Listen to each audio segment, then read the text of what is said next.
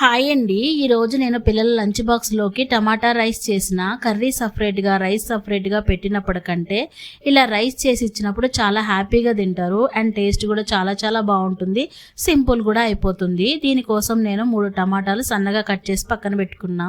Stove on చేసి బాండీ పెట్టి ఆయిల్ పోసి ఆయిల్ వేడెక్కినాక 1 టీ స్పూన్ జీలకర్ర వేసి చూపిస్తున్న గరం మసాలాలు వేసుకోవాలి. 3 పచ్చిమిరపకాయ చీలికలు, 1 మీడియం సైజు ఉల్లిగడ్డ కట్ చేసుకొని సగం వేసుకొని సగం పక్కన పెట్టుకోవాలి. 1/2 టీ స్పూన్ పసుపు వేసి 4 రెమ్మల కరివేపాకు వేసుకొని కలిపి 1 టీ స్పూన్ అల్లం వెల్లుల్లి పేస్ట్ వేసి పచ్చివాసన పోయినాక కట్ చేసుకున్న టమాటా ముక్కలు వేసుకొని రుచికి సరిపడేంత ఉప్పు వేసి కలుపుకొని 10 నిమిషాలు మగ్గించుకోవాలి. రుచికి సరిపడేంత కారము, 1 టీ స్పూన్ ధనియాల పొడి, 1/2 టీ స్పూన్ గరం మసాలా వేసుకొని కలుపుకొని 5 నిమిషాలు మగ్గినాక 1 కప్పు రైస్ వేసుకొని బాగా కలుపుకొని 5 నిమిషాలు ఫ్రై అయిన తర్వాత కట్ చేసి పెట్టుకున్న సగం ఉల్లిగడ్డ ముక్కలు వేసుకోవాలి. చాలా చాలా బాగుంటుంది. లైక్ చేసి సబ్స్క్రైబ్ చేసుకోండి. Thank you.